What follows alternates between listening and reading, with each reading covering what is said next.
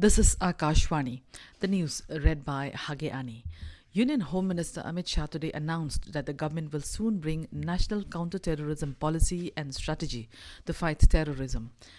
Inaugurating two-day anti-terror conference organized by National Investigation Agency in New Delhi, Mr. Shah said in the last 10 years since Prime Minister Narendra Modi took charge, the government has adopted a strong approach against terrorism. Mr. Shah said a strong ecosystem has been developed in the country to fight against terrorism in the last 10 years. He said there has been a 70% reduction in terrorist incidents from 2014 to 21 in comparison to the period from 2006 to 2013. The Union Home Minister said that terrorist attacks and their conspiracy are against the country in a borderless and invisible manner.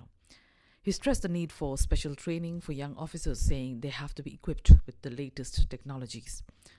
Prime Minister Narendra Modi has said the decision to implement one rank, one pension was a significant step towards addressing the long-standing demand and reaffirming the nation's gratitude to its heroes.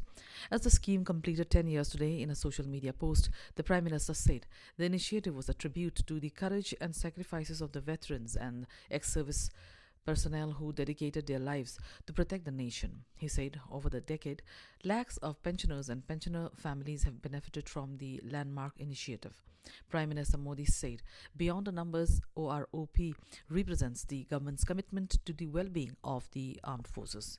OROP is a transformative scheme implemented by the government to ensure fair and equal pension payments for ex-servicemen. The scheme ensures that veterans who retire at the same rank and with the same length of service receive equal pensions regardless of their retirement date. The Ministry of Defence said the total financial implication for OROP scheme in the current financial year is over 4,468 crore rupees. The Ministry of Environment, Forest and Climate Change has doubled penalties against stubble burning. The government notified that the new rules under Commission for Air Quality Management in National Capital Region and adjoining areas imposition, collection and utilization of environmental compensation for stubble burning Amendment Rules 2024 yesterday. As per the new rules, farmers with less than 2 acres of land holding will have to pay 5,000 rupees now, which was earlier 2,500 rupees. The farmers having an area of land of 2 to 5 acres will have to pay an environmental compensation of 10,000 rupees per incidence. Those farmers who hold land more than 5 acres have to pay an environmental compensation of 30,000 rupees. President Draupadi Murmu is witnessing the full spectrum of multi-domain naval operations at sea aboard the indigenous aircraft carrier INS Vikrant in Goa today. It includes surface ships, operations, battle actions, submarine exercises, air power demonstrations comprising takeoff and landings by deck-based fighter aircraft and helicopters, and a flypast by naval aircraft. Earlier in the day, the President received a ceremonial guard of honor at INS Hansa, the naval air station in Dabolim. The Indian Railways is scheduled to run 164 special trains from tomorrow to facilitate travel of passengers returning to their destinations after celebrating the festivals. The Railways has planned around 476 trains in the coming 3 days.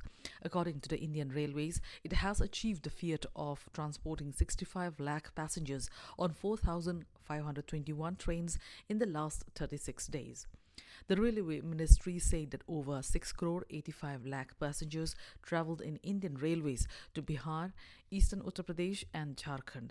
Railways also achieved a milestone of transporting over 3 crore passengers in a single day on the 4th of this month.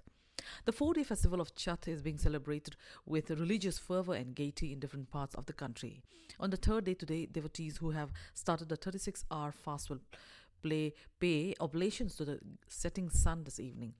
In Bihar, all preparations are in place for the ritual where devotees will offer prayers to the setting sun at the beautifully decorated banks of Ganga, Gandak, Kosi, Bagmati, Punpun and other rivers in waist-deep waters. The whole atmosphere is reverberating with devotional songs. The festival will conclude after paying offerings to the rising sun tomorrow morning. The Australian government has announced plans to introduce legislation to ban children under the age of 16 from using social media, with penalties for platforms like Facebook, Instagram and TikTok if they fail to enforce it. That's all in this news bulletin. Namaskar.